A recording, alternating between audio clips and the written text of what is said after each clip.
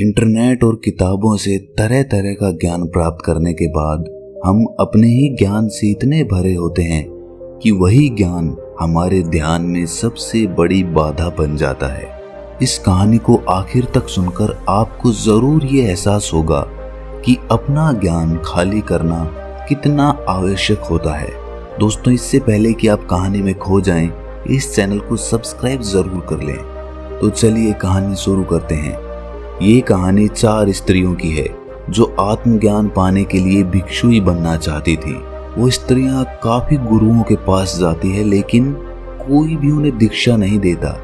फिर उन स्त्रियों को एक ऐसे गुरु के बारे में पता चलता है जो इन सब गुरुओं से बिल्कुल अलग था, क्योंकि उनका किसी को भी शिष्य बनाने का तरीका बेहद अनूठा था। वो सबको शिष्य बनाने के लिए तैयार होते थे, चाहे कोई स्त्री हो या पुरुष। लेकिन वो सभी को शिष्य बनाने से पहले उनसे एक प्रश्न पूछा करते थे। वो चारों स्त्रियां बहुत ही आशा के साथ उस गुरु के पास जाती है। उनके पास पहुंचकर वो उन्हें प्रणाम करती हैं। तब वो गुरु उनसे आने का कारण पूछते हैं। तब वो चारों स्त्रियां कहती हैं कि गुरुदेव, हमने अपने जीवन में मन की शांति खोजी, लेकिन वो शांति हमें कहीं नहीं मिली, जिसकी तलाश में हम ना जाने कब से कहां कहां उसके लिए भटक रहे हैं। हम आपसे दीक्षा लेकर भिक्षुई बनना चाहती हैं और परम सत्य की खोज में लगना चाहती हैं।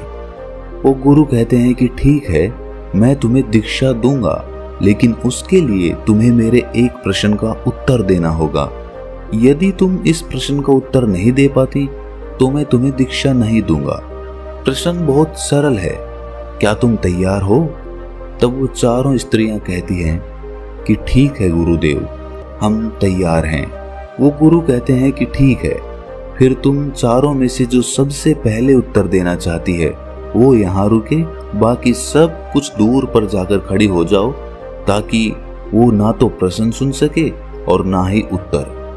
तब गुरु पहली स्त्री से प्रश्न करते हैं कि मान लो कि तुम एक नाव में हो जिसमें 20 पुरुष हैं और तुम अकेली स्त्री हो।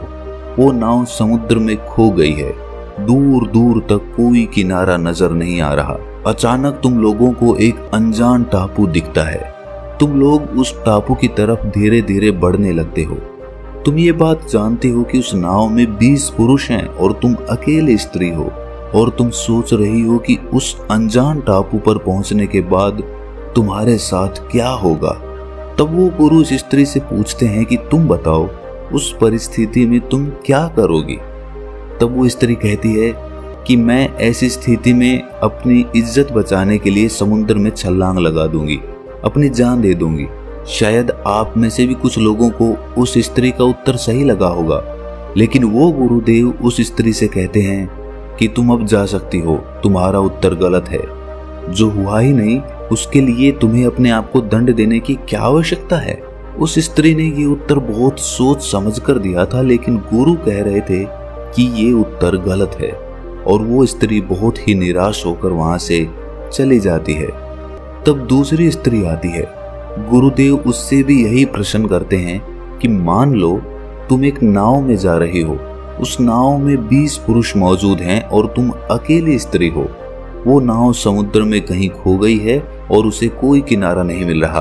अचानक तुम्हें एक अनजान टापू नजर आता है और तुम लोग उस अनजान टापू की तरफ बढ़ने लगते हो, और तुम्हारे भीतर ये चल रहा है कि तुम अकेली स्त्री हो और वहां पहुंचने के बाद तुम्हारे साथ क्या होगा। गुरु कहते हैं कि तुम बताओ, इस परिस्थिति में तुम क्या करोगी? वो दूसरी स्त्री कहती है कि ऐसी स्थिति में मैं स्वयं को उस नाव में मौजूद सबसे शक्तिशाली पुरुष को स्वयं को समर्पित कर दूंगी, क्योंकि एक शक्तिशाली पुरुष उन 19 लोगों से मेरी रक्षा करेगा।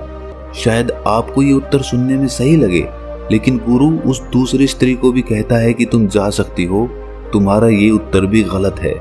एक पुरुष चाहे कितना ही शक्तिशाली क्यों ना हो, लेकिन 19 पुरुष से कमजोर ही होगा। वो स्त्री भी निराश होकर लौट जाती है। तब तीसरी स्त्री की बारी आती है। तब गुरु उससे भी यही प्रश्न करते हैं कि मान लो कि तुम एक नाव में जा रही हो और उस नाव में 20 पुरुष मौजूद हैं और तुम अकेली स्त्री हो।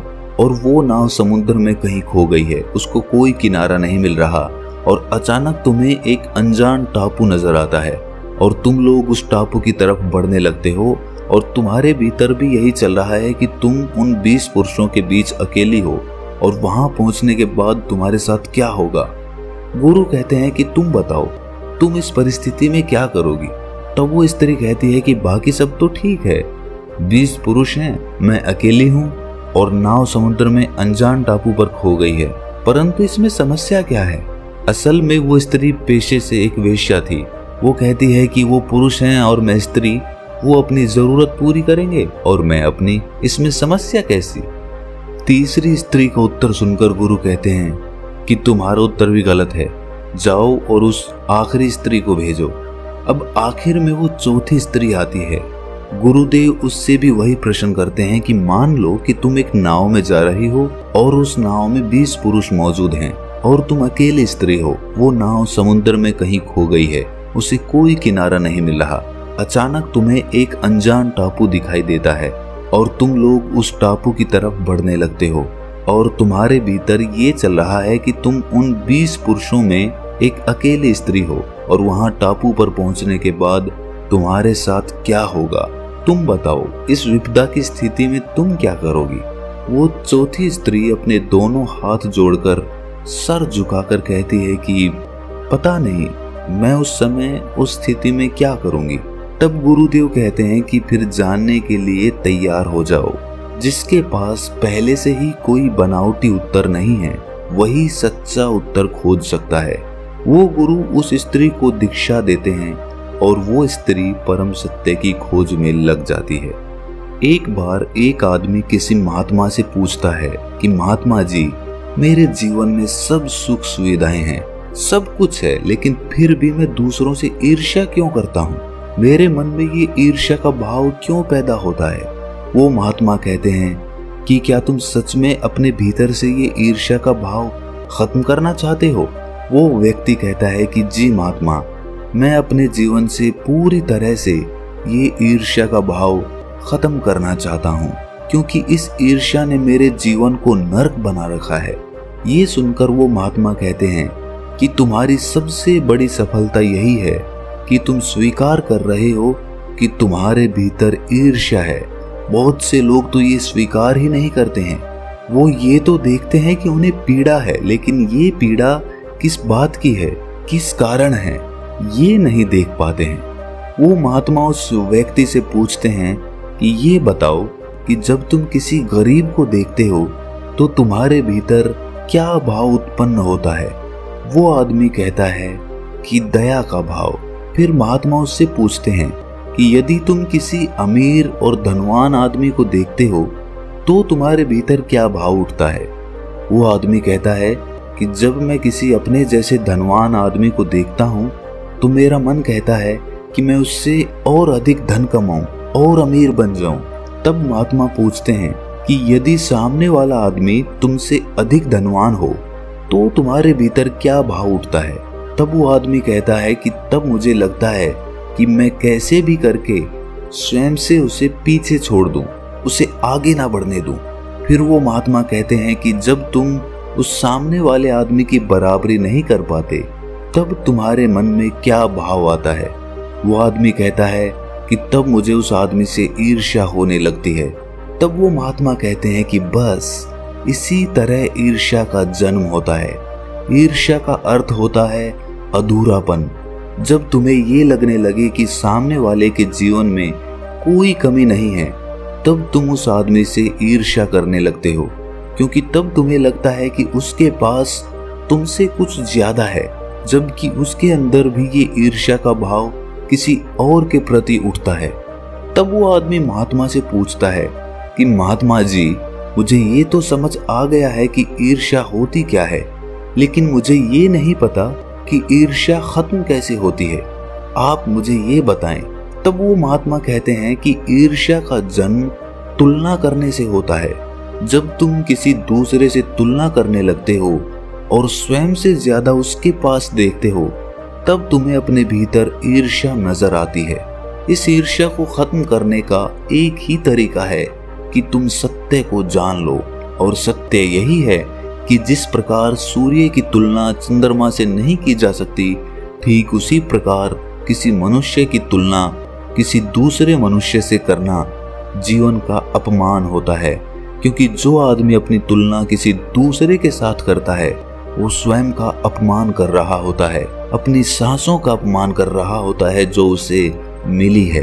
ये जीवन हर किसी के भीतर दौड़ रहा है और हर कोई एक दूसरे से अलग है, और अलग होना कोई कमी नहीं बल्कि खूबसूरती है।